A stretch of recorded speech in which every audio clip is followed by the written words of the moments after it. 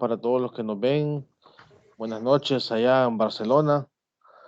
Tenemos aquí el gusto de estar nuevamente con los ingenieros Ever Portillo e ingeniero Margueta, Magísteres, perdón, para analizar, darle continuidad al análisis y evaluación económica.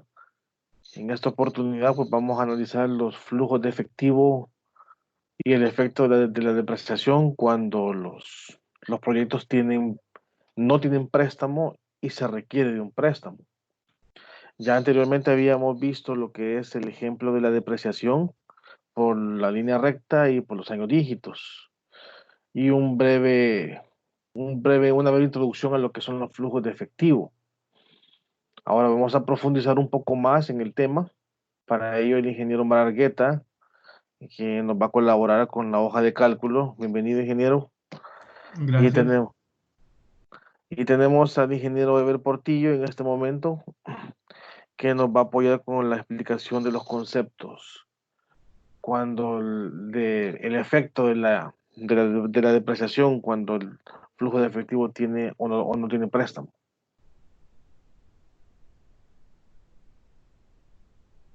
Ingeniero Portillo, ¿se encuentra por acá? Sí, aquí estoy. Gracias, gracias. Ajá. Con la PPT voy ¿Va a compartir el PPT o...? En este momento, sí. Ok.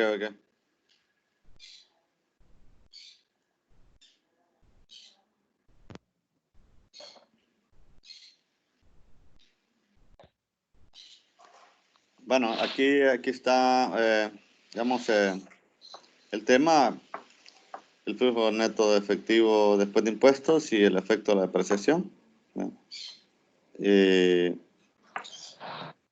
Entonces, ¿qué podemos decir acá? Hay tanta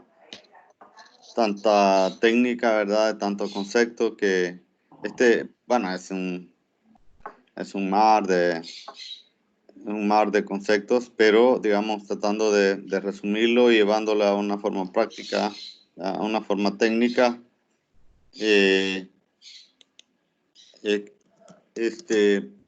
Nos dice aquí el concepto, dice: cuando se pagan impuestos, el método de depreciación es empleado fundamentalmente para determinar los flujos de efectivo, al grado que el método que se utilice puede influir en la aceptación de una propuesta de inversión, ¿no? Lo que sucede, digamos, con el uso de la apreciación en el flujo de efectivo por impuesto es que, digamos, de alguna manera, aunque no es un desembolso real, digamos, es un costo operativo que se calcula a nivel de libros contables y al final, pues, lo que ayuda, ¿verdad?, es aumentar este costo operativo y de esa manera disminuye el impuesto a pagar, digamos, lo que se llama la renta imponible baja, y en ese sentido lo que el empresario o la empresa, la organización vaya a pagar es un poco menor, ¿no? No es igual si se está utilizando, digamos, cero gasto operativo por concepto de depreciación. Entonces es la utilidad. Y de ahí que se dice de que es útil, digamos, algunos métodos de depreciación son más útiles que otros porque, digamos, si son más acelerados, la cantidad de depreciar es mayor. Y entonces, entre más cargo por depreciación yo tengo, menos impuestos voy a pagar. Entonces, esto es útil, digamos, cuando se va a utilizar la depreciación de algún activo que, digamos, tiene una obsolescencia programada debido al control, digamos, en los mercados por las grandes corporaciones, donde básicamente, digamos, parecería que como que esto de la obsolescencia es programada y en ese sentido, un bien económico, aunque dure mucho tiempo, pero como en base a las necesidades que el mercado va demandando, debido a que se van actualizando toda digamos, la infraestructura tecnológica, entonces eso acelera que se cambie, digamos, un bien económico y hay que depreciarlo rápidamente. No sé si es programada o no, podría ser, es decir, lo importante aquí es identificar que entre más rápido se deprecia, mayor cantidad de dinero va a utilizar en concepto de gasto operativo y menor impuesto va a pagar. Entonces, ese es como parte de la utilidad, ¿verdad?, de usar la depreciación, ¿verdad?, en un flujo efectivo después de impuestos. Ingeniero Portillo, ya que estamos en este tema, pues una de las preguntas que siempre se hacen los estudiantes es, la depreciación es un gasto, ¿verdad? Se toma como un gasto, es un gasto operativo, pero también en los efectos de la depreciación, en la evaluación de proyectos de inversión privado, hay un momento en el flujo de fondos donde la depreciación se vuelve a sumar. La pregunta que siempre se hace es, ¿por qué se suma la depreciación después de impuestos? Y es que al final lo que se ve el universo del, del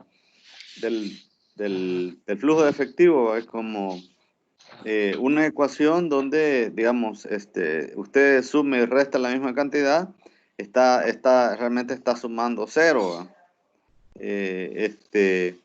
Y se suma y se resta porque lo que se quiere nada más hacer una sombra para aumentar en apariencia el gasto operativo y ese me ayuda a disminuir el valor de impuesto a pagar.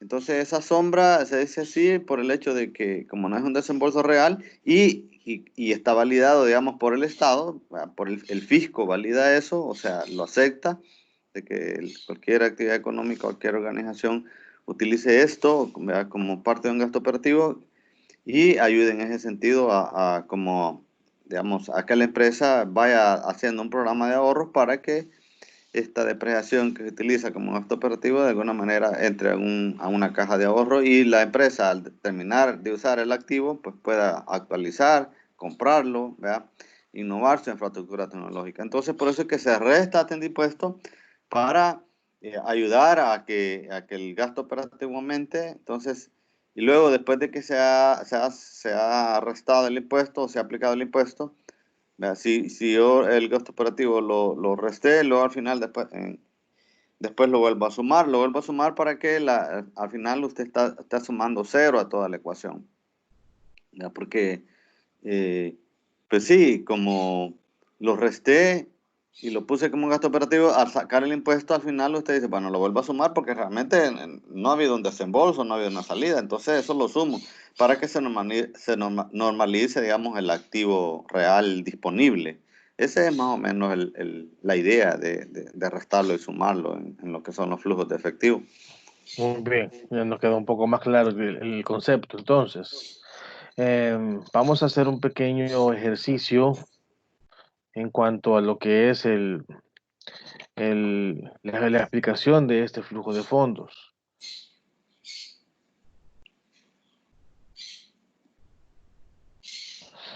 Y antes de tocar ese pequeño ejercicio, pues me gustaría bueno, conversar un poquito más acerca sobre este tema, que es bien extenso y bien interesante, que el efecto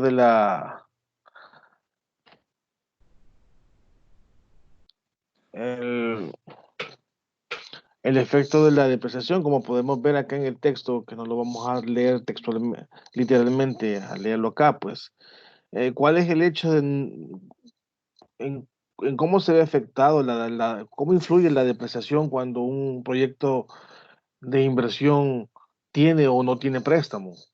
Porque no siempre se va a trabajar con fondos propios, que no es lo ideal, sino que es trabajar con fondos de otros, ¿verdad?, con los bancos.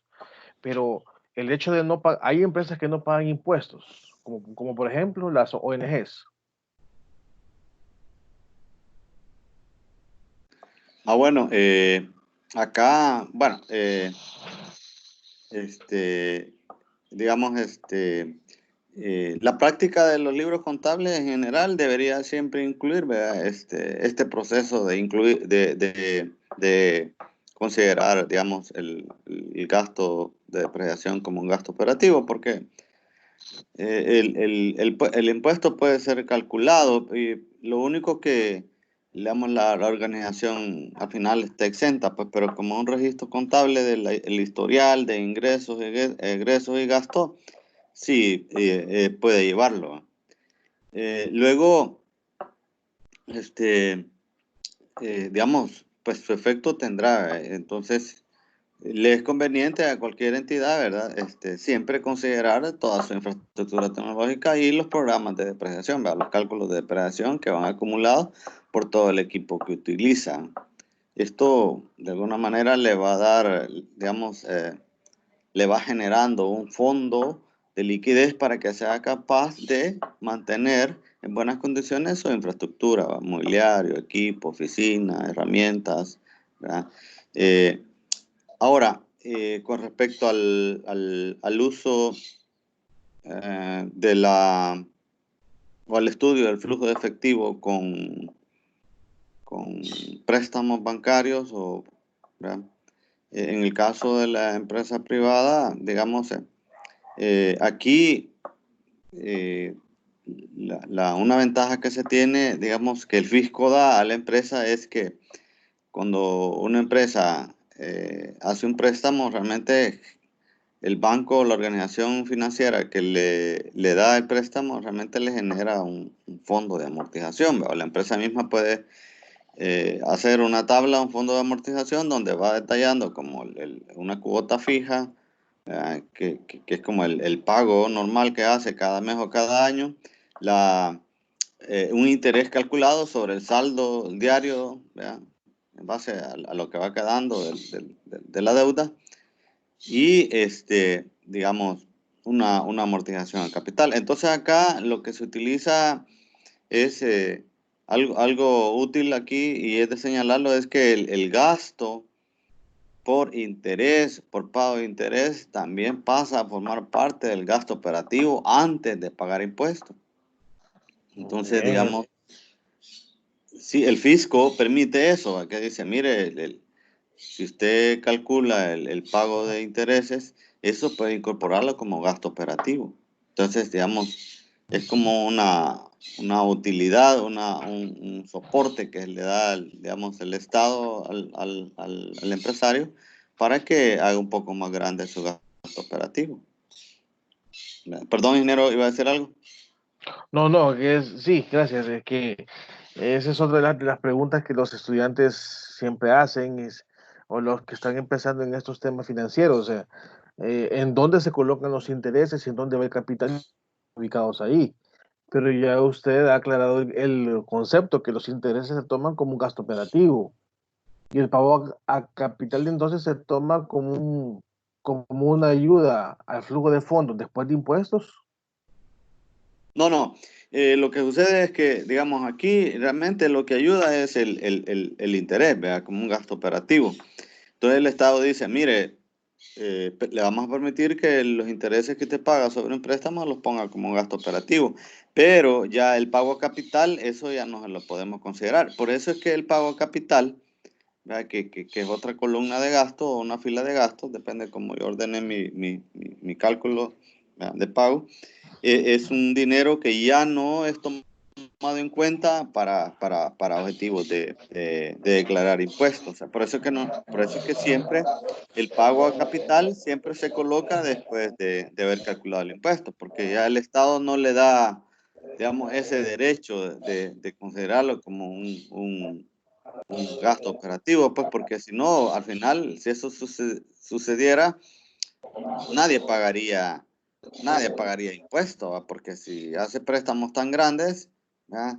Va a suceder que el fisco no va a tener ingresos. Por eso es que eso se deja como, ¿va?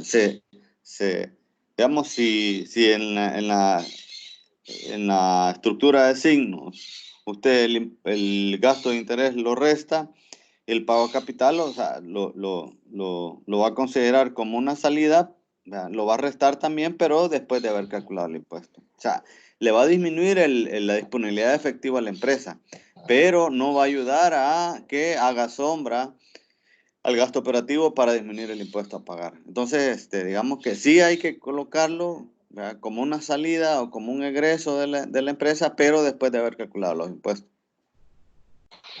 Bien. Bueno, después de esta introducción, gracias, ingeniero Portillo, pues por los aportes a los conceptos y a ampliar un poco más este tema. Creo que es bueno que se desarrolle un ejercicio numérico. Para ello tenemos el primer ejemplo y que reza de la siguiente forma: un sindicato que produce alimentos para su agremiado ha invertido $30,000 en un equipo de producción. Sus ingresos anuales por la venta de alimentos son de 28,000 y sus costos, imagino, operativos son de 20,000 al año. El equipo tiene una vida útil de 5 años, sin valor de rescate. El sindicato sabe que debe hacer un cargo por depreciación anual, pero no ha decidido cuál método de depreciación utilizar. Entonces, la entidad paga impuestos en actividades productivas y ha fijado una temar del 10% para su producción. El sindicato nos pide asesoría a los que sabemos de estos temas. ¿Qué método debe de usar? ¿Línea recta o años dígitos? Entonces acá es donde le cedemos el puesto al ingeniero Argueta, que es quien va a ayudarnos un poco con la hoja de cálculo, y aquí hay un pequeño preámbulo de introducción a lo que es la solución. Antes de anotar un dato en una hoja de papel, en una hoja de cálculo, pues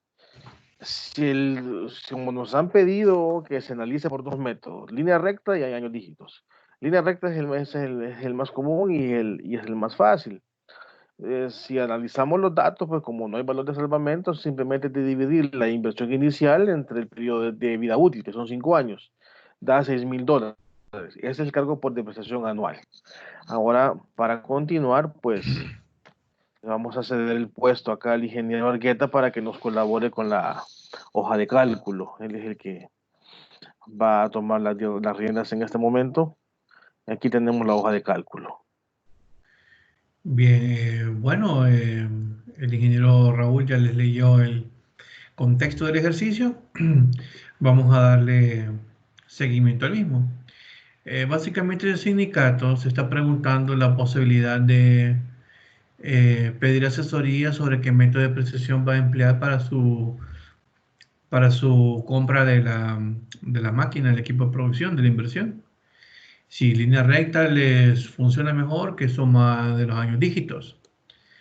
Ya tenemos el dato de el valor de línea recta. Aquí me tomé la libertad de anotar un poquito los datos más claves, ¿verdad?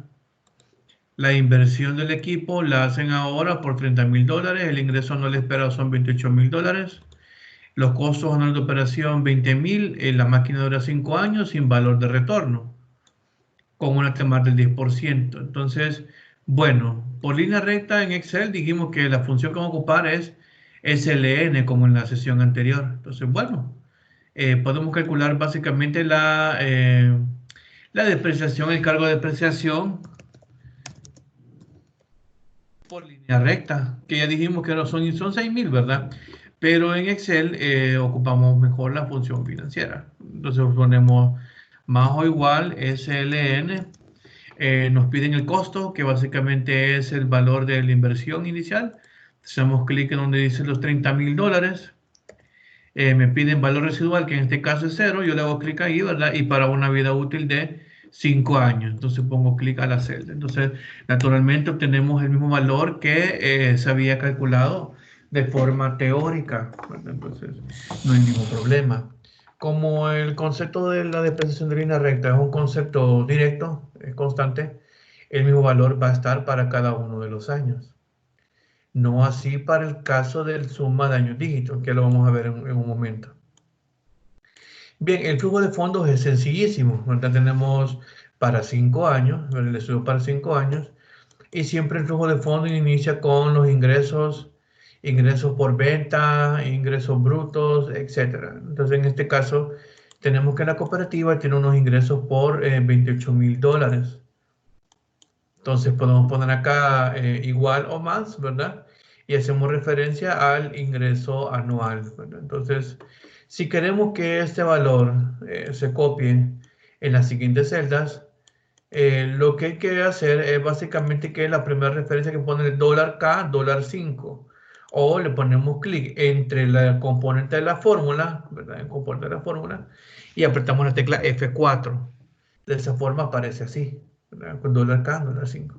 Una referencia estática. Entonces yo solo arrastro la fórmula y me copio lo mismo, porque los ingresos, según el ejemplo, son estables para los 5 años. De igual forma los costos de operación, ¿verdad? Ponemos un más o un igual a los costos de operación de los $20,000, y como queremos que los costos son estables, ponemos F4, ¿verdad? O simplemente lo copiamos, pero esto es un tedio, no hay que hacerlo. Entonces solo fijamos la referencia, así sencillito. La misma tablita nos va diciendo que vamos agregando, ¿verdad? Con su signo. Aquí se ha tomado la convención que el signo positivo es el ingreso, entonces el gasto va con signo contrario. La depreciación, ¿verdad? Básicamente, como dijo el niño Portillo, se refleja como una resta, como un gasto, porque esto lo que hace es que aumenta el gasto operativo del periodo para que el valor de renta imponible sea menor y se pague menos impuestos. Pero en este caso no se pagan impuestos, no hay ningún problema. Entonces, pero siempre vamos a restar la depreciación, la vamos a sumar cero, entonces no hay ningún problema. Aquí la depreciación nos dio de $6,000, entonces ponemos acá más o igual el valor de la depreciación por línea recta. Bueno, entonces, en este caso lo hemos calculado, ¿verdad? De esa manera, $6,000. Aquí vamos a copiar un poquito el formato, que se vea igual. Pero en todo caso, cuando no se pagan impuestos, definitivamente calcular depreciación, no es tanto un agente que vaya a generar un decisional, ¿verdad? Porque observamos, si sacamos el UAI, ¿verdad? Venimos a la situación de más ingreso, menos costos, según los signos de acá, ¿verdad? Menos depreciación, ¿verdad? Entonces tenemos el UAI, ¿verdad? En este caso, pero como no se pagan impuestos, entonces, bueno, siguiendo el formato, ¿verdad? La depreciación es un valor real, ¿verdad? No cumplió su efecto fiscal porque no hay nada que pagar de impuestos. Esto es teórico, ¿verdad? En la vida real sí, ¿verdad? Siempre tienen que calcular depreciaciones. Y básicamente el UDI, ¿verdad? En este caso utilidad neta o flujo de efectivo neto, ¿verdad? En este caso sería la utilidad de impuestos más su depreciación. Y tenemos que es una serie uniforme básicamente. No tenemos salvamento, no lo agregamos aquí al final, en el renglón, ¿verdad? Pero sí podríamos agregar, en cierta forma, para consignar en el flujo neto efectivo la columna 0, aunque no es necesario agregarla, ¿verdad? Pero usted lo puede agregar sin ningún problema, con el objetivo de que en la misma tablita, ¿verdad? Vaya consignada lo que es el renglón de la inversión inicial. Entonces usted le puede poner acá. Inversión inicial. Y en ese caso, la inversión inicial que hizo la cooperativa, ¿de cuánto era? 30,000, ¿verdad? Si no me equivoco, ponemos acá 30,000. Bueno, entonces tenemos acá la inversión inicial, ¿verdad? Tomando en cuenta un poquito los formatitos acá, ¿verdad? Entonces, para que se nos vea nuestra tabla más interesante. Bueno, entonces lo pongo en 0 porque la inversión se hace hoy, ¿verdad? Y hay que tomar en cuenta que la inversión tiene un signo contrario, ¿verdad? Porque es una erogación de dinero. Entonces hay que ponerle aquí su signo menos. Ahora, lo que nos falta es el flujo neto de efectivo. Entonces básicamente, bueno, podemos copiar esta columna acá, por acá. Y le podemos poner aquí flujo de efectivo neto, FEN, ¿verdad? Entonces, bueno, básicamente el flujo de efectivo neto para este caso sería la utilidad después de impuestos más su inversión inicial. En este caso, como es menos, le voy a poner menos. Entonces aquí me queda menos 30,000. Si yo resuelvo la fórmula, pues me va a dar lo mismo. 8,000, ¿verdad? Porque no hay más inversiones en los diferentes años. De esta forma ya tenemos lo que es el flujo de efectivo neto completo, ¿verdad? Con los valores desde hoy hasta los 5 años del flujo de fondos. Si alguien me pregunta, mire, era necesario, pero esto es parte del ejercicio, naturalmente. Calcular la depreciación, sí, es bueno calcularla, ¿verdad? Porque el ejercicio lo pide. Pero naturalmente, como no tenemos el efecto del impuesto, entonces la depreciación no tiene, digamos, un decisional sobre qué método ocupar, porque igual sumamos y restamos cero, ¿verdad? Entonces, en ese caso, saquemos el BAN, ¿verdad? El BAN de pronto, ¿verdad? Entonces, el BAN es, sacamos con la fórmula financiera BNA, ¿verdad? Valor neto actual, pero el valor neto actual se lo calculamos a los flujos de efectivo netos de los años 1 hasta más infinito. No vamos a poner el flujo en cero porque ese ya es un valor presente. Y la tasa que vamos a tomar en cuenta para mi BNA básicamente tiene que ser la TEMAR del inversionista para ver qué tan sensible es mi flujo de efectivo neto con el rendimiento mínimo esperado, ¿verdad? La TEMAR, tasa mínima atractiva de retorno. Entonces, bueno, calculamos el BNA, ponemos coma o punto y coma según su Excel, ¿verdad? Usted ve el diálogo de su fórmula y sombrea el rango del flujo de efectivo neto que está del FEN desde 1 hasta el año que termine el flujo.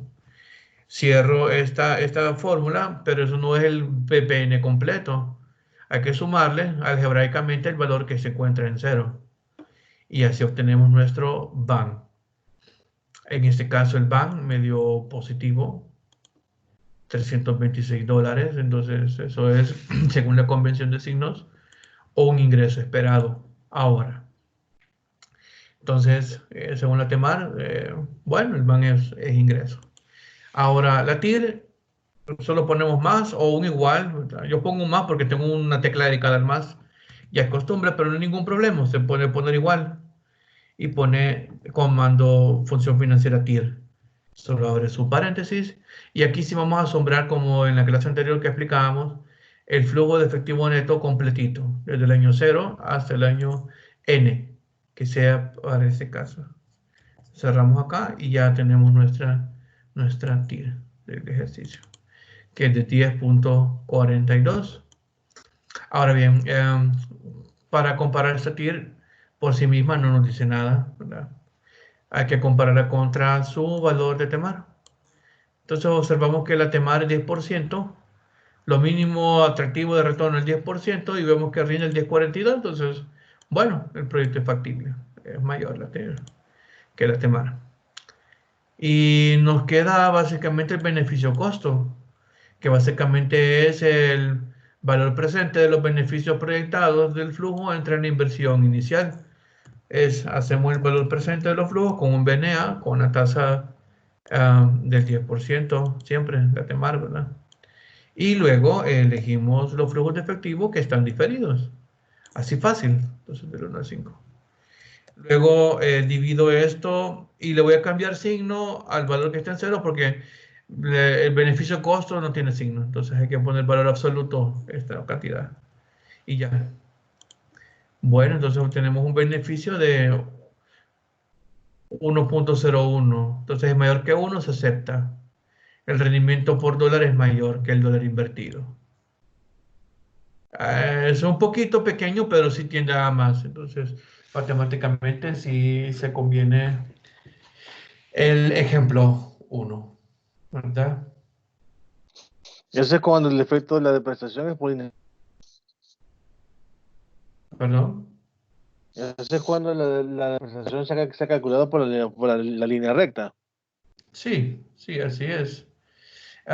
Para sacarlo con años dígitos, solo cambia lo que es básicamente la fila de depreciación.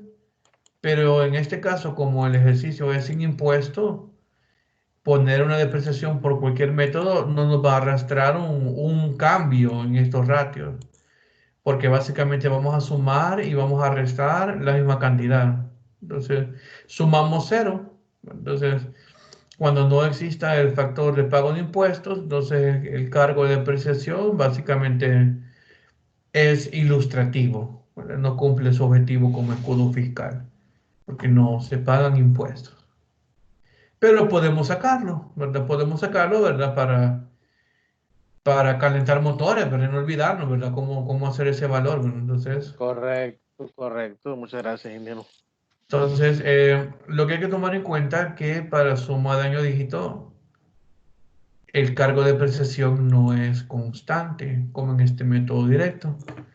Entonces, hay que sacar básicamente la depreciación por cada año. Entonces, tenemos básicamente 5 años.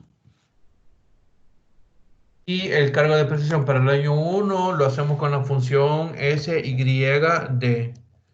Entonces, ¿qué nos piden? Bueno, el costo del activo.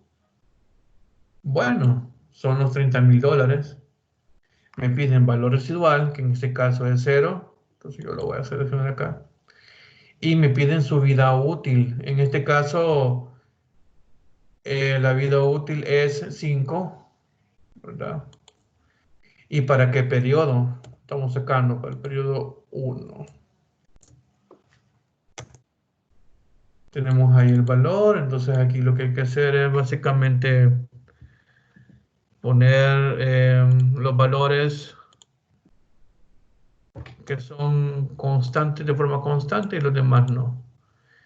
Y ya solo cambiamos el periodo, ¿verdad?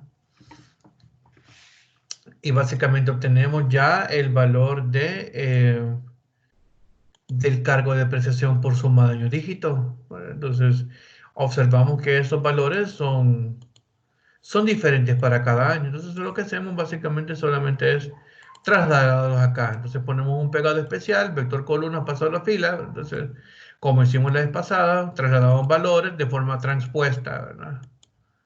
Y ya tenemos eso de ahí. Entonces, bueno, eso de acá se copia acá como valor, ¿verdad? Entonces, ahí tenemos los cargos de depreciación para cada uno de los años. Entonces, de ahí lo demás que nos queda es básicamente trasladar todas las cantidades, ¿verdad? Que teníamos ahí en el ejercicio anterior. Y lo arrastramos hacia abajo, hacia la derecha. Y obtenemos ya las cantidades del ingreso, los costos. Calculamos la utilidad antes de impuesto, que sería más ingreso menos costo, menos la depreciación. Y obtenemos ya este caso acá.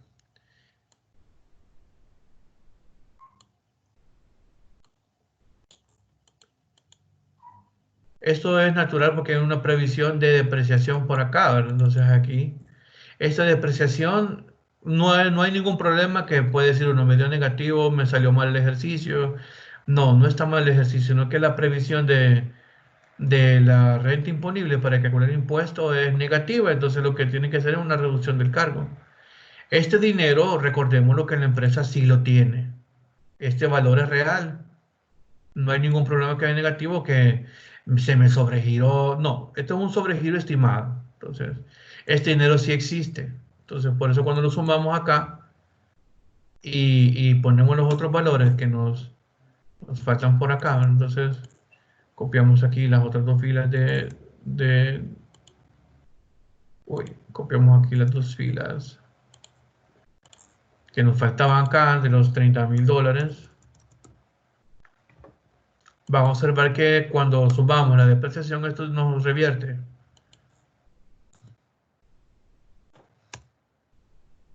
a los valores anteriores. Miren, es lo que yo les mencionaba anteriormente. Tenemos un FEN de los 30,000 del año 0, que es la inversión inicial, y la utilidad después de impuestos, la utilidad neta, ¿verdad? El flujo efectivo neto, nos da 8,000 de forma constante, porque básicamente ese renglón de depreciación se suma y se resta y se anula, ¿verdad? Entonces, ¿por qué no hay cargo de impuesto? Nos van a dar básicamente los ratios anteriores porque tenemos las mismas cantidades. Y aquí hemos comprobado lo que habíamos mencionado antes. Entonces, bueno, para el ejemplo que nos ocupaba, ¿no? Da igual qué método de depreciación ocupar, ¿verdad? Entonces, ¿por qué da igual en este caso? Porque no se están calculando impuestos. Entonces no se puede observar el efecto real de el escudo fiscal, ¿verdad? Que implica un método con respecto al otro. No hay ningún cargo de impuesto. Entonces, para este caso, cuando no hay impuestos, el flujo de fondos nos va a retornar los mismos valores financieros del BAN, TIR, KW, beneficio-costo, costo-beneficio, etcétera, etcétera, etcétera. Entonces podemos llegar a la misma conclusión. Ese era un ejercicio teórico, el objetivo era realizarlo y observar que la teoría se cumple con lo que estamos platicando, ¿verdad? Ingeniero Ever, ¿algún comentario al respecto de estos resultados?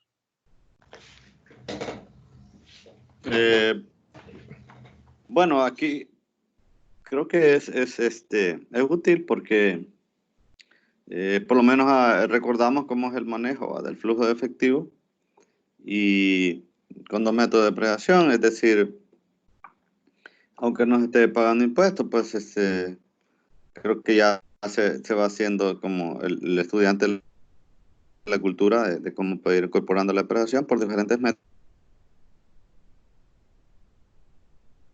Una recomendación sería que compare, que haga así, luego en otro ejercicio, siempre con los mismos datos, luego ponga ahí alguna tasa de impuestos para que ya vea algunas diferencias.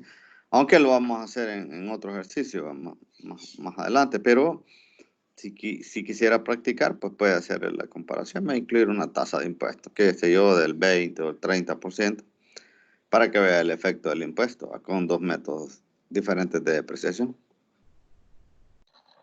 Es un ejercicio bastante completo para calentar motores, como dijimos, y que no se olvide el estudiante de lo que es el concepto de la depreciación por los dos métodos. Y el efecto que tiene, que ya lo comprobó el ingeniero Argueta, que como no hay impuestos, el efecto va a ser el mismo. Ahora, ¿qué pasa cuando el efecto de los impuestos existe en un flujo de fondos? Ahí ya cambia la historia, ya es distinto. Eso es como entidades educativas, las ONGs o otras entidades como la Cruz Roja que no pagan impuestos, son de índole no lucrativo, pero la mayoría de empresas donde los ingenieros vamos a trabajar, pues sí pagan impuestos. O cuando un ingeniero o un profesional, no solamente ingeniero, quiere poner un negocio, quiere formar una empresa, quiere dedicarse a lo propio, tiene que pagar impuestos al fisco. No se escapa a eso, ¿verdad? O si se decide trabajar toda la vida para una empresa, que no es nada malo, pues la empresa tiene que declarar impuestos. Ahora, ¿qué pasa cuando ese escenario entra en acción? Cuando las empresas ya pagan impuestos. Eh, ¿Cuál es el efecto? Como ya lo vimos por acá, pues, al principio, que la ley de Hacienda le permite a cualquier empresa que pague impuestos deducir su pago de impuestos. Los intereses provenientes de una deuda adquirida, si hay, cuando hay préstamo. O sea que acá es donde entra ya el efecto de que se pagan impuestos, no hay dinero suficiente para hacer el proyecto, sino que se recurre a un banco. Hay que sacarla a temar y ahí también hay que tomar en cuenta la tasa de impuestos que impone el fisco. ¿Cuál es la diferencia entre la tasa del fisco que pone Hacienda, por decirlo? ¿De dónde sale esa tasa? Es lo que los estudiantes preguntan con respecto a la TEMAR. O sea, la TEMAR ya se sabe que es el premio al riesgo y la inflación del país. Ahora, la tasa del fisco, quién la contempla, quién la establece? Es la pregunta que hacen los estudiantes. Bueno, aportando acá un poco, digamos,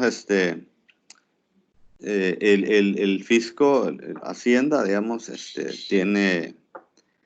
tiene ya como determinado, según los rubros, según el rubro económico, decíamos, ya el ingeniero Raúl adelantaba, hay muchas empresas que por el rubro a que se dedica, te exenta de impuestos. O sea, por ejemplo, los diarios, las actividades educativas,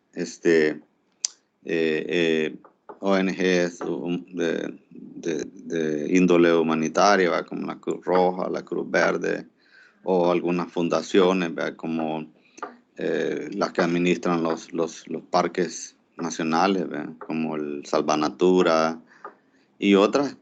Entonces, digamos, están exentos de impuestos. Pero ya revisando un poquito la teoría del fisco, que el fisco obviamente el interés del fisco es adquirir activos, adquirir dinero para mantener la infraestructura de gasto del Estado. O sea, el Estado tiene que pagar hospitales, tiene que pagar un Ministerio de Salud Pública, tiene que pagar toda una infraestructura, digamos, tiene que mantener la infraestructura de generación eléctrica, aunque haya un ingreso, pero y así va, hay más gastos hay más gasto que ingresos, por así decirlo. Entonces, ¿de dónde se paga eso? ¿De dónde se pagan las enfermeras, los hospitales? ¿De dónde se pagan las escuelas, las infraestructuras para escuelas, los maestros, etcétera, etcétera?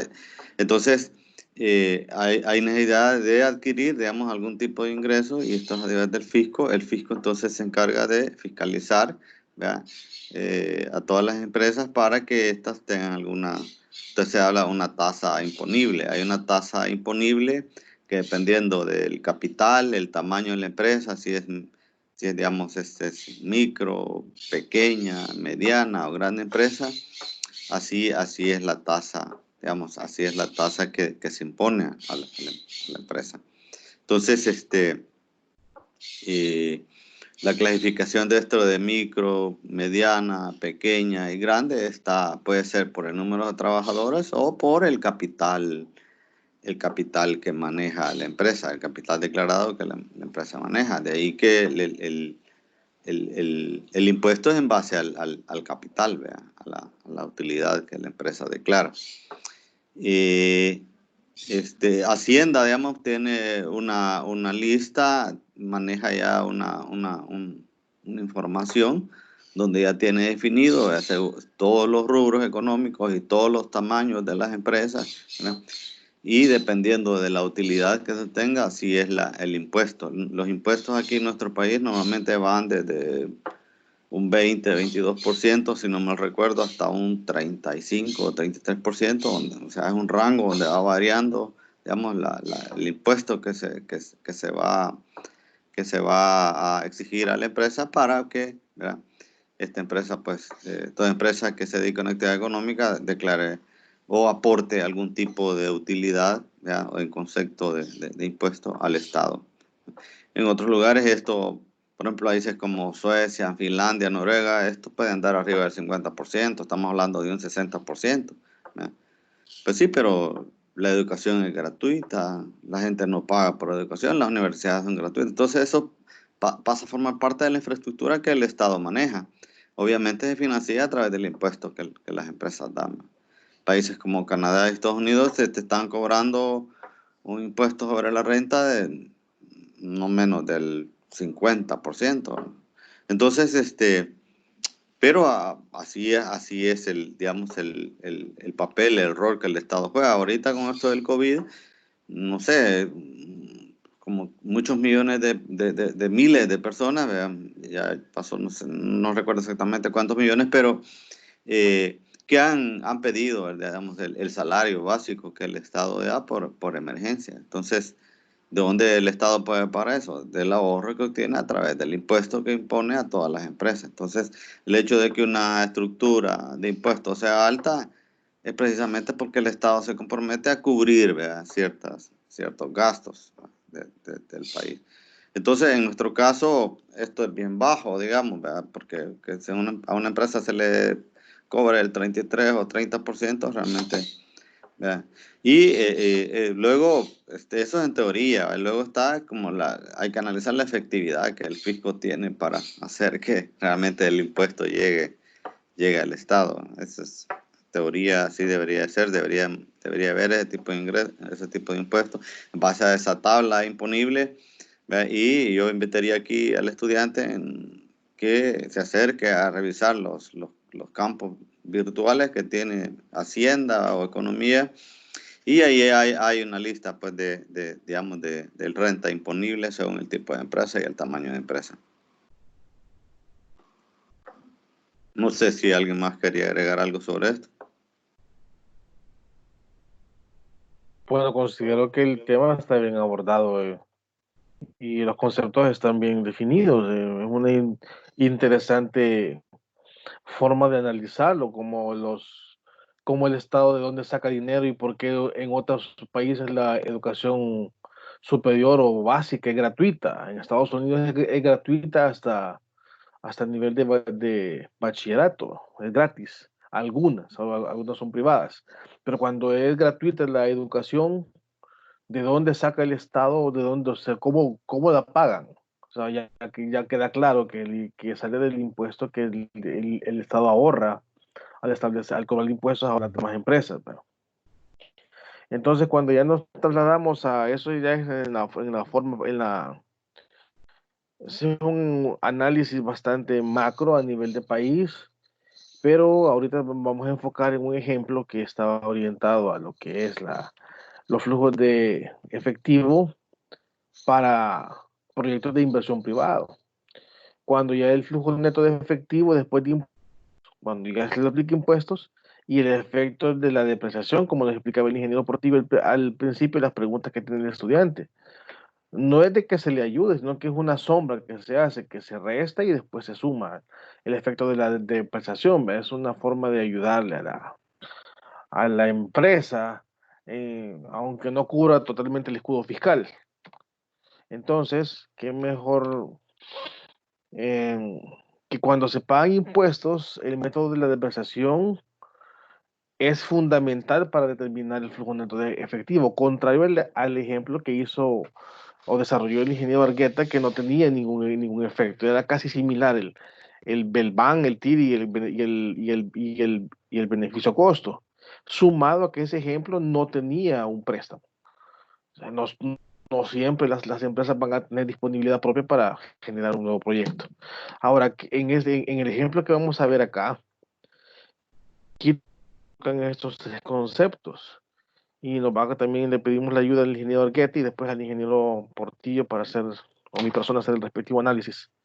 Que ese es un problema ya un poco más amplio y un poco más sólido, en donde dice que el departamento de horneado de una empresa necesita comprar un dispositivo especial para su proceso. Y el precio es de $32,000.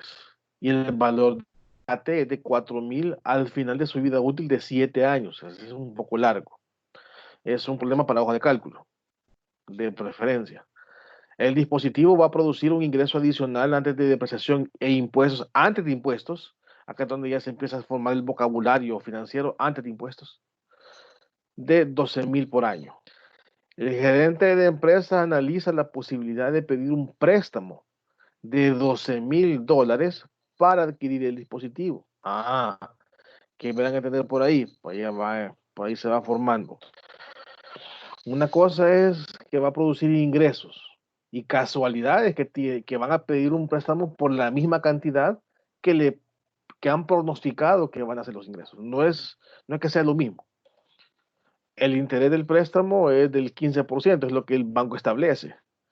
Y se va a liquidar en 7 anualidades iguales cada fin de año a partir del primer año. O sea que el banco no da periodo de gracia. Quiere decir que a partir del año 1 va a pagar capital de intereses. Si la empresa tiene una TEMAR del 18%, paga impuestos, una tasa del 50%, como ya analizamos a través del ingeniero Portillo, que nos amplió el concepto, y deprecia el equipo por el método de la línea recta, determina la conveniencia de pedir préstamo para comprar el dispositivo. O sea, nos están preguntando, ¿conviene o no pedir un préstamo? Para realizar este análisis y para tener un dato numérico certero, pues le entregamos acá el mando al ingeniero Arqueta y le ayudamos un poquito que, como nos han pedido la línea recta, como se les vino diciendo a los estudiantes, siempre lo primero que van a hacer es calcular el BPN. Siempre cuando es una inversión, cuando hay un préstamo. No solamente váyanse por KV, o sea, el BPN es lo más sólido que pueden ustedes orientarse para tener un parámetro más más fuerte. Para sacar el BPN, entonces primero nos vamos por la depreciación, porque son los 32,000 de inicio, menos los 4,000 dividido entre 7, me da $4,000 de depreciación por la línea recta. Ahora sí le entregamos acá al ingeniero Argueta para que él nos pueda colaborar con la hoja de cálculo. Ok. Bien, siguiendo el ejemplo, básicamente podemos analizar dos escenarios. Podemos analizar el escenario del flujo de efectivo sin el préstamo, pagando impuestos, y luego con el préstamo, para que sea un poquito más, digamos, didáctica la situación. Esto no va a ser difícil, es fácil, solo le poner un poquito de atención. Entonces, básicamente tenemos el contexto que llenamos el flujo de fondos, básicamente muy parecido al que hemos aprendido en los ejercicios anteriores. Agregamos lo que es el tema de los ingresos, ¿verdad? Los ingresos son ingresos constantes. Según el ejercicio, son ingresos de $12,000, ¿verdad? Son constantes. Entonces, bueno, aquí esto lo vamos a fijar. Gracias. Lo vamos a fijar. Y esta referencia la vamos a copiar en las demás celdas. Luego tenemos la depreciación, que es por línea recta, P menos L entre N. Entonces, pero eso lo hacemos con la función SLN, ¿verdad? Que hemos aprendido. Nos piden el costo de la inversión, ¿verdad? Que serían $32,000. El valor residual en este caso son $4,000 para 7 años. Nos da $4,000. Y estos $4,000, básicamente este valor, ¿verdad? Va a ser el mismo para los demás años. Lo pegamos. Calculamos la utilidad antes de impuesto, que serían los ingresos menos sus depreciaciones, y obtenemos estos valores. Luego el impuesto es 50%, entonces agarramos la utilidad antes de impuesto y la multiplicamos por 0.50 o 0.5, que es la mitad, ¿verdad? Y obtenemos los impuestos, así sencillamente. La utilidad neta que nos queda en este caso sería la utilidad de impuesto menos el impuesto. Tenemos estos valores. Ahora, la depreciación como es un valor real, pues bueno, se suma de los valores anteriores. Entonces eso es constante. Entonces obtenemos básicamente esos valores. Ahora vamos a colocar acá, yo agregué aquí otras filas acá, valor de salvamento, que para el año 1 al año 6 no hay valor de salvamento. Se piensa que el valor de salvamento va a llegar a la vida útil del activo, ¿verdad? Para poder apalancar la compra nueva. Entonces digamos que son $4,000 según el ejercicio, y en los demás años son 0. No hay salvamento, entonces colocamos $0. Y bueno, agregamos acá la inversión inicial que va a ser la empresa. Aquí hay algo bien interesante, ¿verdad? Como en este caso no tenemos préstamo, naturalmente la inversión que va a hacer la empresa va a ser completamente la máquina, el valor de la máquina, que en este caso son los $32,000 para este caso sin préstamo. Bueno, y aquí podemos obtener básicamente los demás años no hay más inversiones, entonces bueno, pongamos 0. Si hubiesen más inversiones, entonces ahí se agregan. Y ya con esto podemos sacar el flujo de efectivo neto, que venimos desde el UDI o la utilidad neta, la utilidad después de impuestos. Ponemos más esto, más depreciación, más salvamento, menos inversión inicial. En este caso, como la inversión inicial ya le había puesto signo, entonces yo le voy a poner zumbado algebraico para que siempre se respete el signo de la inversión inicial como un gasto. Cuando un gasto tiene que tener un flujo o una erogación diferente al ingreso. Y ya tenemos esos valores de ahí. Entonces, básicamente, sacamos el BAN, ¿verdad? Este BAN solo es un BAN ilustrativo, ¿verdad? Porque tenemos un esquema de impuestos, sería el BAN antes de impuestos. Lo sacamos con la TEMAR del 18%, el BNA de los flujos de 1 a 7, y le sumamos el valor que está en 0. Y obtuvimos un BAN negativo, en este caso.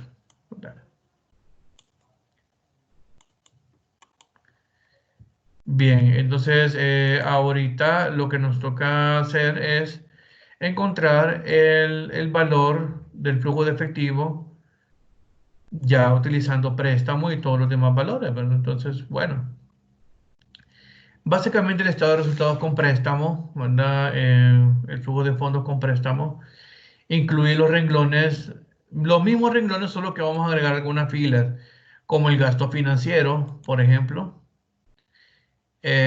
Vamos a poner amortización, vamos a ver qué es eso. Y lo demás sigue igual, o sea, esos son los renglones. Hay que tomarlos en cuenta estos valores y una consideración especial para calcular lo que es el valor de la inversión inicial, ¿verdad?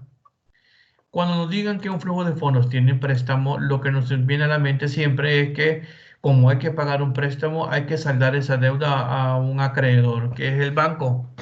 Entonces ese banco nos destinó un flujo de fondos, ¿verdad? Que tenemos que solventar en un plazo estimado. Según el ejercicio, menciona que se va a hacer un préstamo de $12,000 a la tasa del 15% para 7 periodos vencidos anuales. Esto es el contrato de cómo se va a solventar la deuda. Cuando tengamos un préstamo, lo primero que se nos tiene que hacer y nos ocupa en este ejercicio es que tenemos que calcular una tabla de amortización de la deuda. Esto es parte de la ley también. Entonces, cuando alguien vaya a pedir un préstamo a un banco, a una entidad financiera, a una cooperativa, etcétera, etcétera, etcétera, de ley es que le tienen que entregar a usted una tabla de amortización. Pero, ¿qué es la tabla de amortización?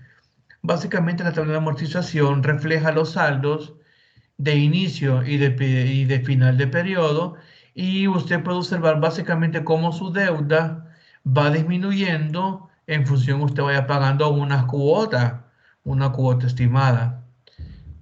Una tabla de amortización es la garantía documental que tiene, digamos, el deudor para observar cómo evolucionan sus pagos en el tiempo en términos de cuánto le debe a una entidad financiera.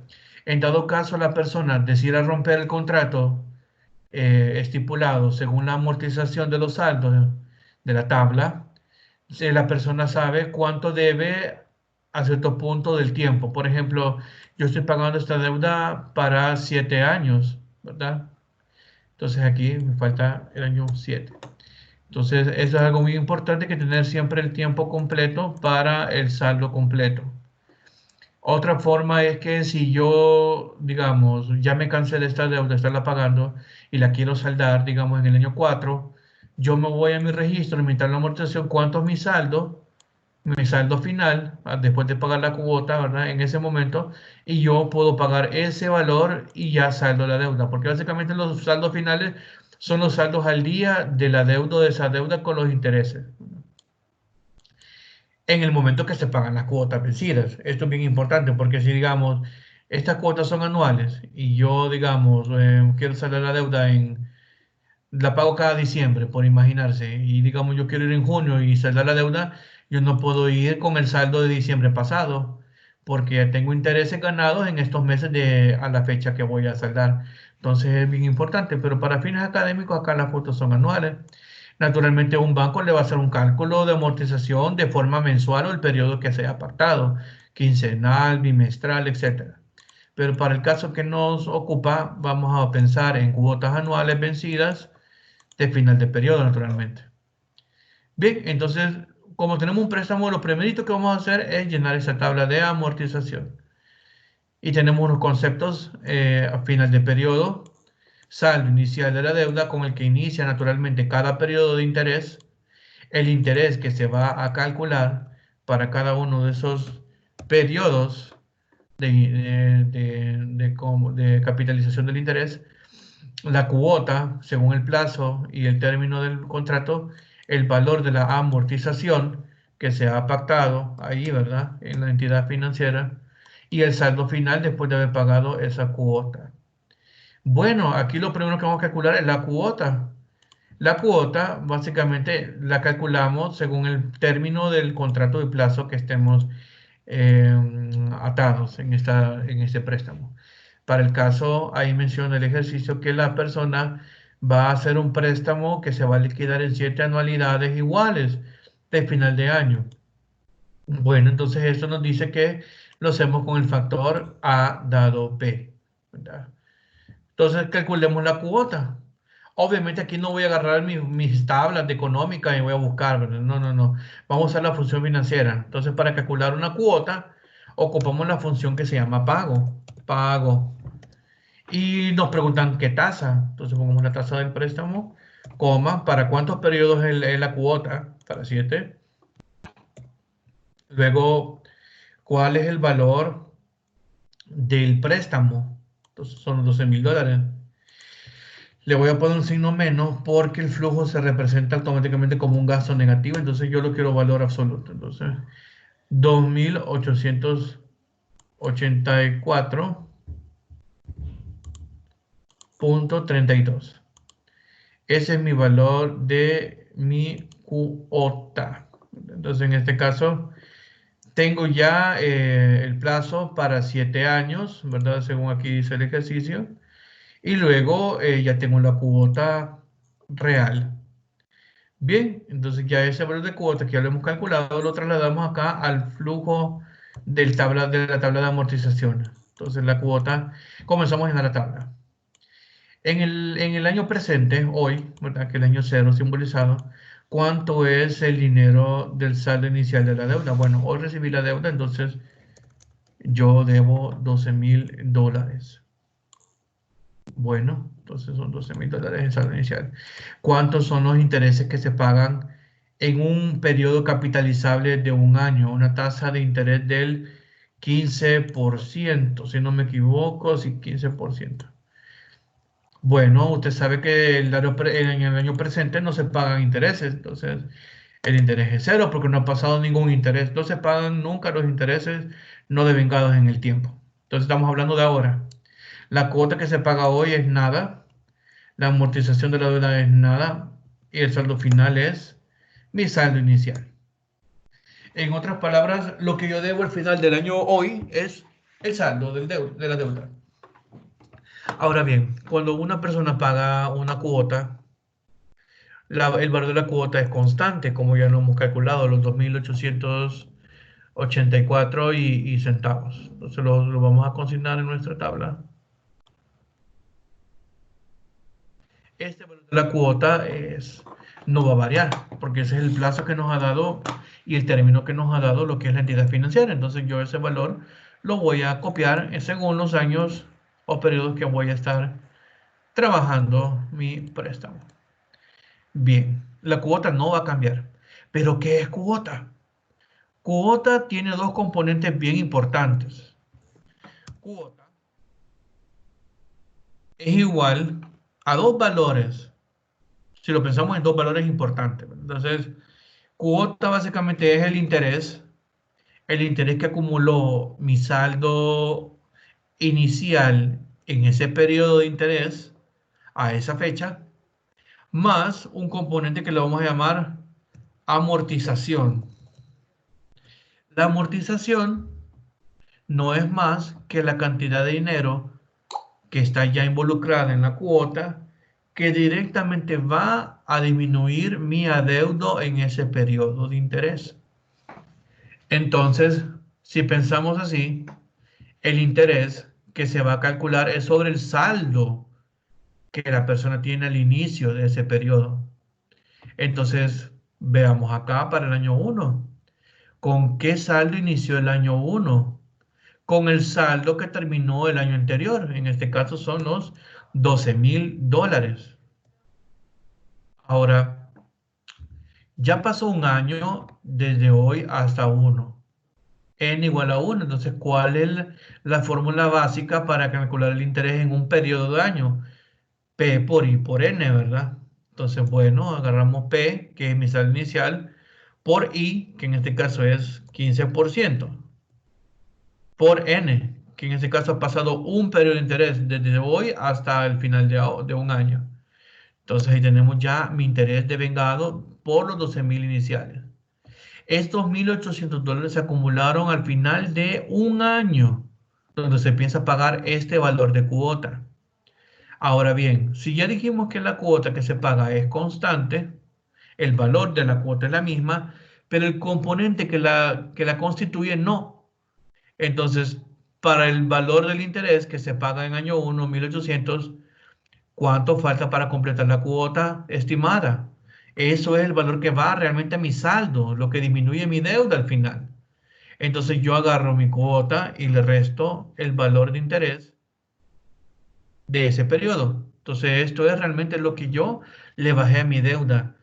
De los $2,884 que pagué en cuota, solamente se fueron 1,084,32 a mi deuda. Lo demás fue en comisión del banco. Quiere decir, ingeniero Arcate, perdón que le interrumpa, que en la columna de amortización eso es el pago a capital. Exactamente, el pago a capital, abono a capital, etc. Es realmente el valor del dinero que sí abona la deuda del componente de la cuota. Correcto, ingeniero. Gracias, gracias. Entonces, ¿cuál es el saldo final? Bueno, el saldo final con el que termina mi deuda después de pagar mi cuota, obviamente no voy a deber más, porque ya pagué la cuota y ya de la cuota acredité los intereses que se ganaron de un periodo. Entonces, ¿qué es lo que realmente se va al saldo final? Mi saldo inicial menos lo que le abone la deuda. La amortización es el valor que sí toca mi saldo adeudado. Los 1,800 que se pagaron, pues se los llevó el banco en comisión. Al final de pagar 2,800, solo me quedan $10,000 de saldo final. Y esta mecánica la vamos a continuar hasta llegar al final del plazo, que es en 7.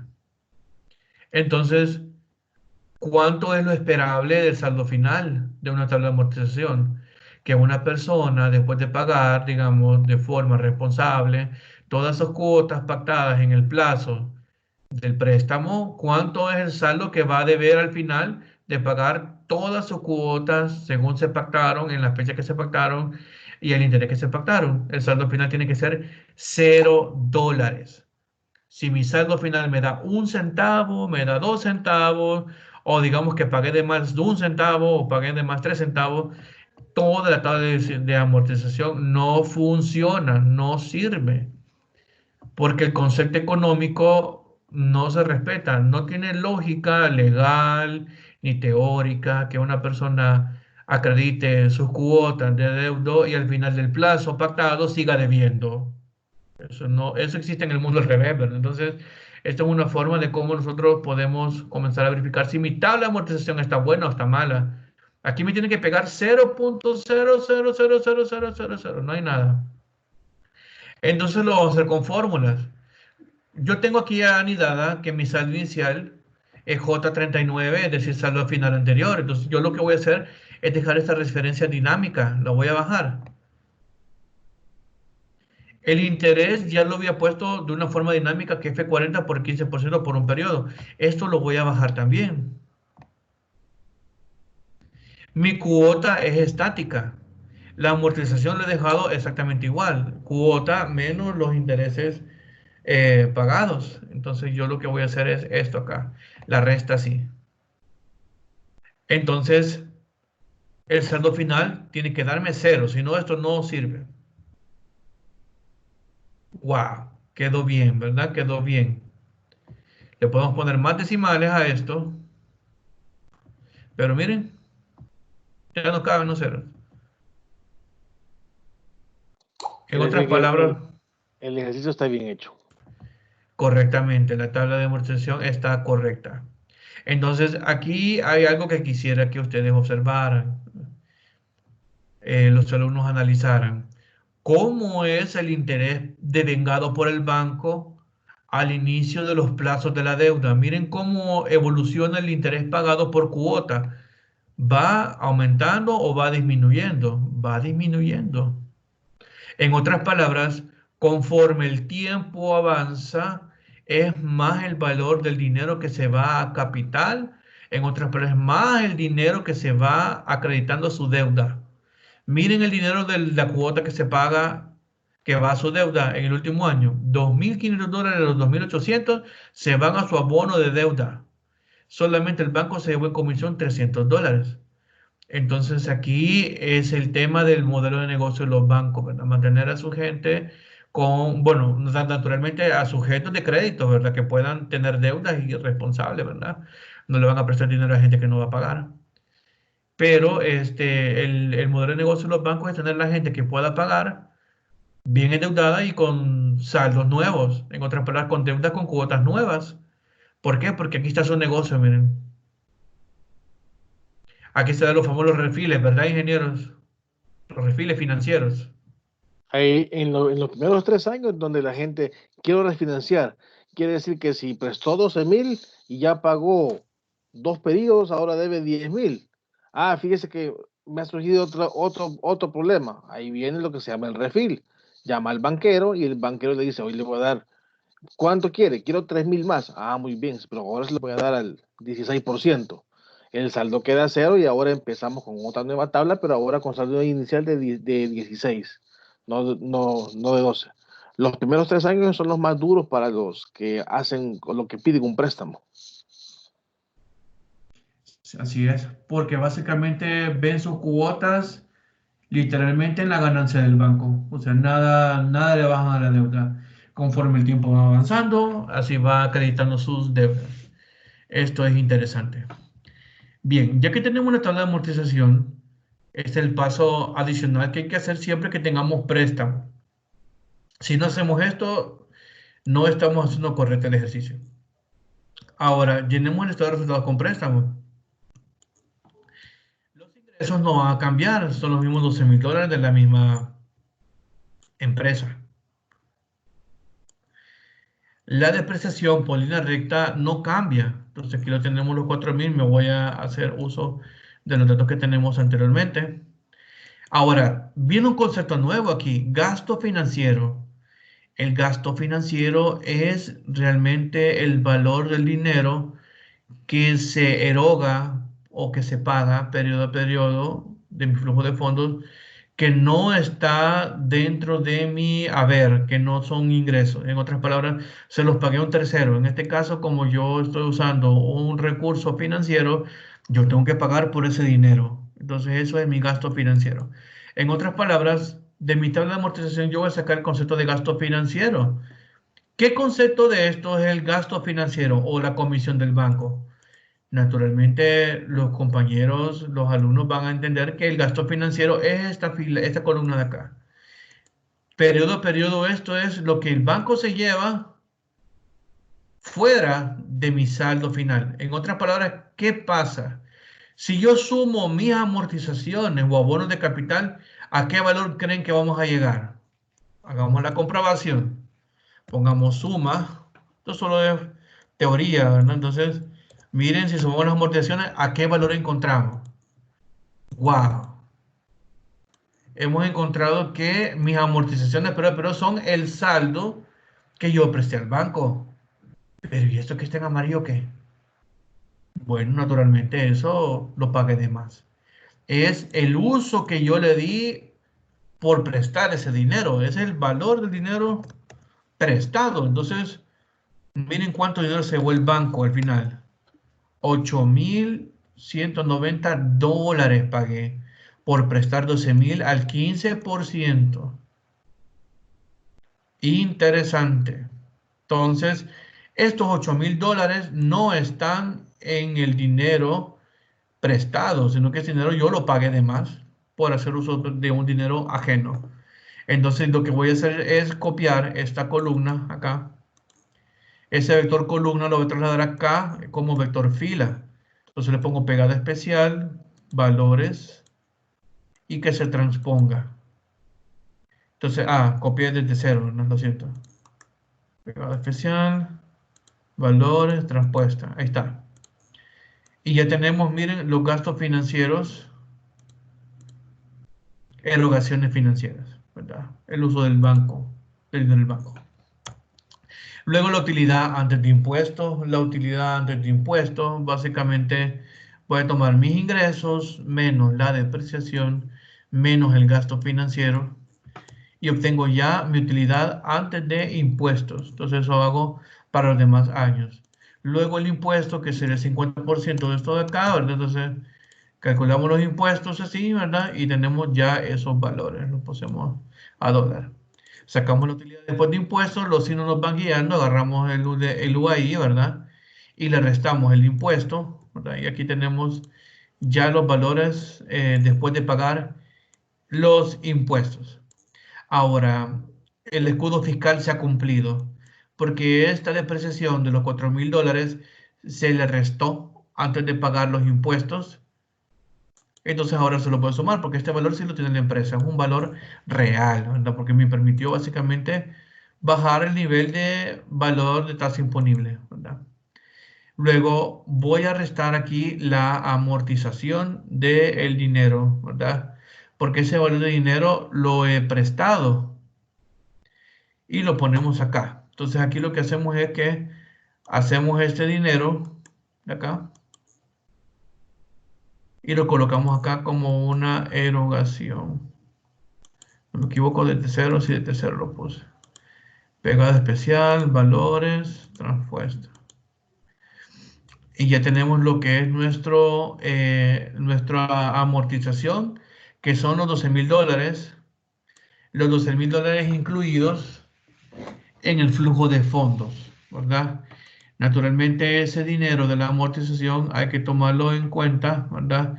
A la hora de pensar dónde voy a colocar mi valor de la inversión. Bien, ahora mi valor de salvamento lo voy a consignar en el año 7, que es donde esa máquina se va a liquidar, se espera liquidar, son los $4,000. Y en los demás años, naturalmente tenemos valores de 0. Se le ponemos acá el signo de dólar. Y luego el valor de la inversión inicial. Bien, para el valor de la inversión inicial hay que tener mucho cuidado, ¿verdad? Según el diseño de su tabla de flujo de fondos. Aquí tiene que tomarse un tiempo, analizar y qué es lo que va a poner ahí. Porque aquí puede sobreestimar o subestimar el gasto completo de su flujo de fondos. Hemos tomado un flujo de fondos en el cual tomamos en cuenta lo que es la amortización por un lado y lo que es el gasto financiero por otro lado. Si yo sumo las amortizaciones, básicamente este es el dinero que yo he prestado al banco, ¿verdad? Este dinero se pone ahí, ¿verdad? Como un valor que se tiene que, básicamente es el pago principal, el pago de esa deuda que yo he realizado. Entonces, en ese caso, lo voy a tomar en cuenta. Entonces, para mi valor de inversión inicial, algunos dirán que son los $32,000 de la máquina, pero ese valor no es la inversión real de este proyecto. Lo que tenemos que hacer es restarle los $12,000 del préstamo. En este caso tenemos $20,000. Ese valor tenemos que ponerlos en el año 0. Pero ¿por qué le quitamos los $12,000 del préstamo? Ah, bueno, porque esos $12,000 del préstamo ya los hemos consignado en el flujo de efectivo en el valor de pago a principal, ¿verdad? Si ponemos los $12,000 ahí, básicamente estamos castigando la inversión, porque pagamos dos veces el préstamo. Lo pagamos en el pago principal, lo pagamos al inicio. Naturalmente, al inicio, ¿cuál es mi inversión real? En otras palabras, de los $32,000 que vale la máquina, yo le voy a restar los $12,000 que me prestó el banco. En otras palabras, ¿cuánto es lo que va a poner la persona? Solo los $20,000. Esta es la inversión real. Entonces, esto hay que tener mucho cuidado, se lo pongo aquí con rojo así, porque esta consideración que toman en cuenta, porque ya puse la amortización acá. En otras palabras, ya me desconté estos $12,000 ahora. Ahora me los he descontado, pero como lo fui pagando, aquí lo voy colocando. Por eso hay que restar los $12,000 aquí. Si no pongo los $12,000 acá y pongo los 32,000, aquí ¿qué quiere decir? Que al final yo no tuve un préstamo ahora y al final lo pagué. Y no es correcto. Bueno, entonces aquí no hay más inversiones, entonces eso puede ir con cero. Tiene que ir con cero, básicamente. Y le ponemos aquí flujo de dólar, signo dólar. Y calculamos el flujo de neto de efectivo. El flujo de efectivo neto, básicamente para este caso, eh, tomamos desde la utilidad después de impuestos, más la depreciación, siguiendo los signos de la tabla, menos la amortización de los saldos, más el valor de salvamento, menos la inversión inicial. Entonces acá tenemos que un flujo de efectivo neto de $20,000 gastados. En otras palabras, es la inversión en el año cero. Jalamos la fórmula derecha y obtenemos ya básicamente los valores que nos interesan financieramente para este flujo de efectivo con préstamo. Y ese que vamos a ocupar para sacar nuestro van y todo lo que queramos hacer con este flujo. Entonces, bueno, calculemos el BPN con estos valores. Entonces, aquí ponemos BNA, la tasa, la TEMAR de la cooperativa, no me acuerdo, 18% sí. Y básicamente le sacamos el BNA a los flujos diferidos de ahora, que son los flujos desde 1 a 7. Entonces lo sombramos acá. Y sumamos el valor que está en 0. El valor que está en 0 básicamente complementa el BNA anterior. Bueno, entonces obtenemos acá este BPN de 3,270 con algunos centavos, ¿verdad? Básicamente ahí hemos obtenido ese valor, ¿verdad? Importante de este flujo de fondos. Le podemos sacar la TIR sin ningún problema, ¿verdad? Entonces, para compararla con la TEMAR, si nos pidieran evaluar por TIR, entonces tomamos de 0 a 7, nos da una TIR del 23%. Bueno, ya que tenemos la TIR del proyecto, ¿verdad? Como es la conversión de dinero por periodo, ¿verdad? Podemos tener que también se acepta por TIR, ¿verdad? Es mayor que la TEMAR del flujo, entonces del inversionista, entonces se acepta. Si sacamos beneficio-costo de este flujo de fondos, entonces básicamente sacamos el valor presente de los beneficios esperados. Voy a poner aquí 18%. Del año 1 a 7 y lo dividimos entre el valor del flujo neto de 0 y obtenemos un beneficio-costo mayor a 1. Entonces, naturalmente se acepta en mi proyecto. Y la pregunta era, ¿es conveniente pedir el préstamo para comprar el dispositivo? Pues ahora tenemos más elementos de valor tangibles financieros para poder contestar la pregunta. Y podemos decir que, bueno, por valor presente, pues claro, el proyecto es factible al 18% mínimo. En otras palabras, se alcanza el 18% que pide el inversionista y un excedente ahora de 3,270 con 3 centavos. Por concepto de TIR, bueno, es factible. Tenemos una TIR mayor que la mínima atractiva de retorno que esperaba el 18%, entonces la conversión de dinero es mejor, entonces se acepta el flujo de fondos. Y lo afirmamos con el beneficio-costo, entonces tenemos un valor mayor que 1, entonces aquí lo tenemos por dólar, ¿verdad? El tema del aprovechamiento del flujo. Entonces, de esta manera podemos abordar este ejemplo y es muy sencillo, ¿verdad? Solo hay que tomar en cuenta esos valores y esas explicaciones adicionales que los compañeros y mi persona hemos estado brindándole a ustedes. Entonces, no sé, ingenieros, algo adicional que quisieran agregar acá o comentarios. Hola, bueno, realmente sí está bien, el ejercicio se ve bonito, ¿verdad? Bien explicativo, bien útil. Gracias, Omar. Yo creo que mejor no pudo haber sido explicado. La verdad que en una tabla como Interesante. esta hay tantas cosas, ¿verdad? que aprender y por ejemplo, en la tabla de amortización, ¿verdad? Por ejemplo, si pones la tabla de amortización, Omar, dice esa columna de amortización, esa columna de intereses, ¿qué error puede cometer una persona cuando digamos, fíjense ustedes, si suman el interés del año 1, el año 2, el año 3 y el 4, ¿cuánto interés ha pagado ya? ¿No? Y, y entonces, por ejemplo, si esto lo equiparamos a una casa, ¿ve? Alguien dice, "Ah, ya es el interés que voy a pagar ya en los últimos 10 años.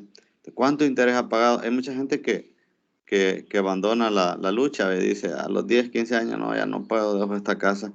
Y sucede que ya pagó la mayor parte de intereses. O sea, digamos, si lo vemos en concepto de que es un costo al capital, porque así se llama, costo al capital es costo por estar disponiendo de un activo o de un bien económico que no es mío.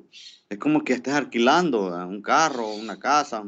Entonces, el costo de exponer eso, eso se llama interés, por eso es costo de capital. Entonces, agarrar una casa, 25 años, pasaron 15 años. Mira, aquí en este ejemplo ya pasaron 4 años. ¿Cuánto interés? 1,000 más 2,000, más 3,000, 4,000, 5,000, como 8,000 dólares. Y ya en el año 5 empieza a bajar. Entonces, no valdría la pena abandonar la lucha porque sucede que el año 5 aquí en adelante, el pago a capital obviamente es más grande que el pago de interés, y se está amortizando mucho más. Entonces, si yo abandono aquí la lucha y digo, no, ya no, ya no puedo, ya estoy muy cargado, entonces, pero ya regaló, ¿verdad? 10, 15 años de su vida, sudor y sangre, y entonces, eh, o sea, vale la pena hacer el último esfuerzo, ¿va? Entonces, creo que es bien importante en esta tabla tener, ¿verdad? ¿Cuánto es el valor, el interés acumulado al año 5? ¿Cuánto es el interés acumulado al año 4? ¿Cuánto es el interés total, ¿verdad? ¿Cuánto pagamos de costo de capital? O sea, en términos prácticos, ¿cuánto regalamos de dinero, ¿va? Sudor y sangre? O sea, no pagamos solo el préstamo, solo los 12,000 dólares. Eso lo da la columna de amortización. Pero aparte de eso, pagamos otro cuento, otra historia, que es el costo de capital. Entonces, eh, eh, pues sí, pero digamos en el concepto de negocio, el mismo negocio va generando la capacidad de hacer este pago, ¿va? No importa que esto, digamos, se regale o no, porque realmente es como, digamos, si yo lo veo desde el punto de vista de utilidad a mi bolsa, lo estoy regalando, ¿va? Pero si lo veo el concepto de utilidad que yo estoy sacando por el alquiler que estoy pagando, o sea, si vas a alquilar un carro, lo taxias, pues, si agarras un microbús, lo trabajas. Y entonces, obviamente, eso te debe generar más ingresos que el costo que vos vas a pagar por estarlo teniendo. Entonces, por ahí va la teoría de la rentabilidad, ahí la teoría de la efectividad en la administración de los recursos o la teoría de optimización, ¿va? Que tiene que ver con minimizar costos y maximizar utilidades. Entonces, vean, esta tablita aquí, hay muchas preguntas que se pueden hacer, hay muchos detalles, vean. Entonces, si volvemos a la tabla del flujo neto, vean bien qué interesante, vean cómo se va utilizando la depreciación, cómo al final yo puedo obtener una serie de indicadores financieros, y entonces, y el cuidado que ya mencionaba el ingeniero Omar, vea de que ustedes cuando pongan aquí la inversión ya no va a ser el costo del activo, sino que es el costo del activo menos lo que prestó. Entonces esa línea, márquenla de otro color para que no se les olvide y hagan por ahí, pónganse una pregunta. ¿Hubo préstamo? ¿No hubo préstamo? Si hubo préstamo, ¿qué tengo que hacer? Pónganse ahí como un semáforo, ¿va? Para que no se les olvide esto. Digo esto en el sentido de que a la hora de estar haciendo un ejercicio uno dice, voy a salir mal, voy a salir bien por algo que se olvidó. O sea, obviamente una nota no tiene que estar dependiendo solo de un detalle como esto, pero es algo útil también, ¿verdad? Porque todo el esfuerzo que ha hecho en toda la tabla ya demuestra su manejo, ¿verdad? Su manejo de la tabla, de la información financiera. Y obviamente esto va orientado a que después ustedes en otras asignaturas como formulación de proyectos ya trabajen proyectos un poco más grandes, ¿verdad? Formulaciones un poco más extensas. se analicen proyectos ya más, con más detalle. Por ahí va el objetivo del uso de la herramienta. Es algo que yo podría agregar, ¿verdad? Como para que complementar o no sé, algún detalle, tal vez algo ahí está, ayude a ver otros elementos. No sé si el ingeniero Raúl quiere agregar algo. Sí, muchas gracias, ingeniero Portillo. Es interesantísimo este ejercicio porque abarca todos los puntos que se han tocado desde que empezó esta asignatura, costos de capital, intereses, tabla de amortización, cómo se comporta el dinero en el tiempo. Y como para aportar un poquitito más, yo sé que ya estamos abusando un poquito del tiempo del ingeniero Argueta, que nos está colaborando arduamente en este análisis. Él mencionó algo muy interesante en la tabla de amortización. Vea cómo se comporta el dinero en la columna de intereses. Si podría poner la tabla, Argueta, esa, correcto. Están los intereses. Vea, año con año van disminuyendo hacia abajo, hasta llegar a lo mínimo. Contrario a la amortización, que tiene otro comportamiento. Ahora, sería interesante ver si pudiéramos, ya como último recurso, se podría sacar una gráfica del interés versus la amortización. Una gráfica lineal, si se pudiera hacer en este momento ahí en la herramienta Excel.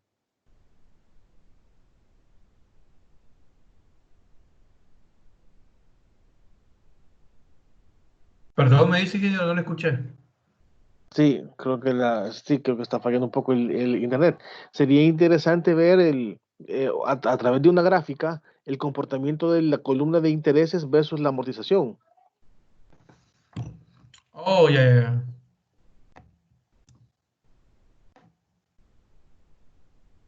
Bueno, es que a un solo le quitamos la cuota luego.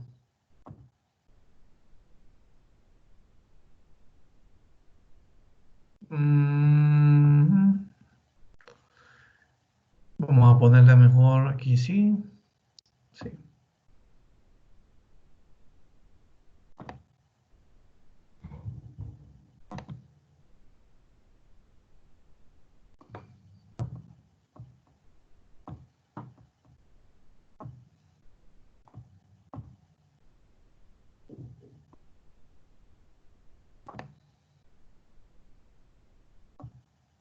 ¿Está bien, Andrew? Muy bien, para que el estudiante tenga otro escenario de cómo ve que se comporta el dinero y que se comprenda de que esa materia es una materia por competencias, que todo se han analizado desde el principio, tiene una relación muy profunda con lo que se ve en los últimos temas.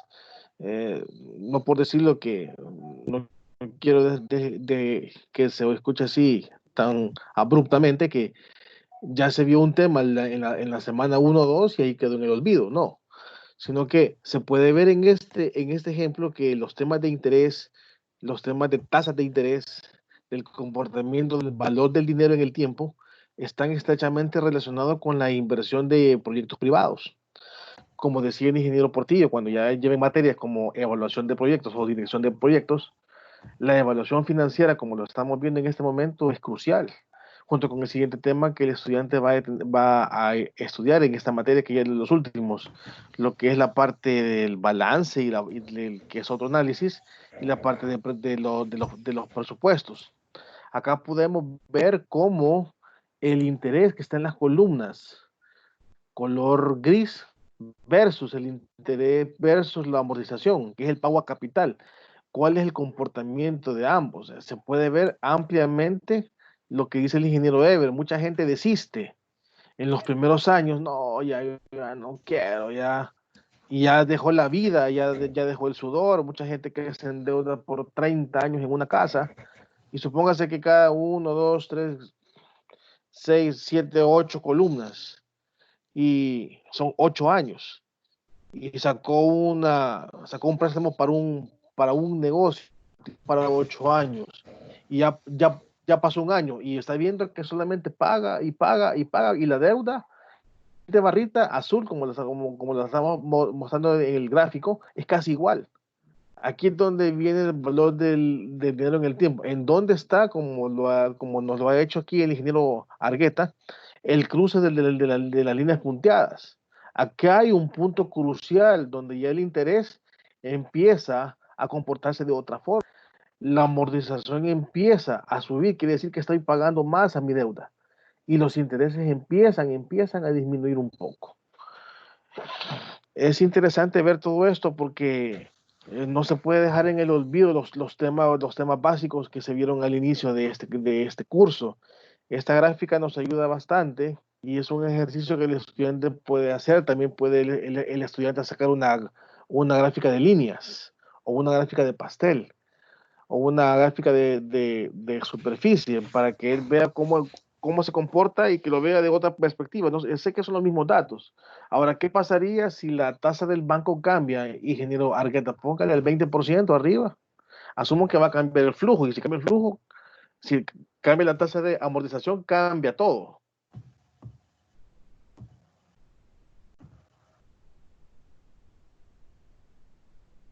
Cambió el BAN, cambió la TIR, cambió todo.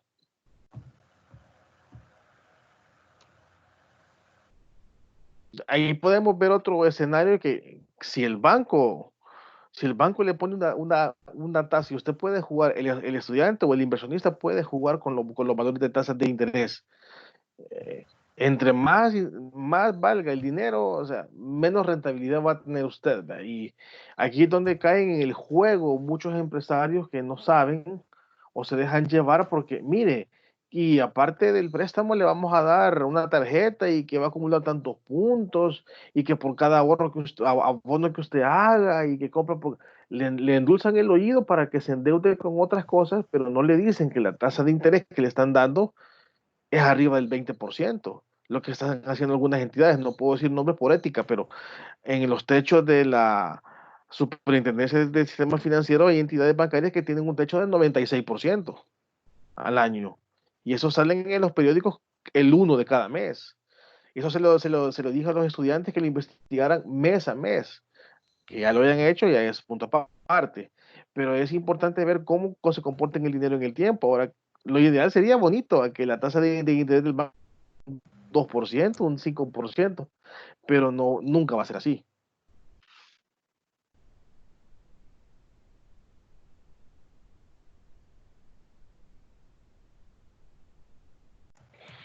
Creo que con este ejemplo hemos concluido la sesión del día de hoy. Pues agradecemos al ingeniero Margueta que está en la distancia y nos está ayudando. Ya es un poco tarde para él. Nuevamente hemos abusado del tiempo de él y esperamos que no nos vuelva a suceder esto para hacerlo un poco más temprano por la diferencia de horarios con Europa. Muchas gracias, ingeniero Argueta, por su contribución y por su enorme aporte con la hoja de cálculo. A la hora en que estamos, no se preocupen, ¿no? Para siempre apoyarles a todos. Gracias, ingeniero Omar. Ingeniero Ever, gracias por sus aportes y nos estaremos comunicando para el siguiente tema. Muchísimas gracias. Perfecto. Buenas noches. Buenas noches. Bueno, Buenas buenas noches. tardes, buenas noches por allá. Sí, hasta luego. Hasta luego.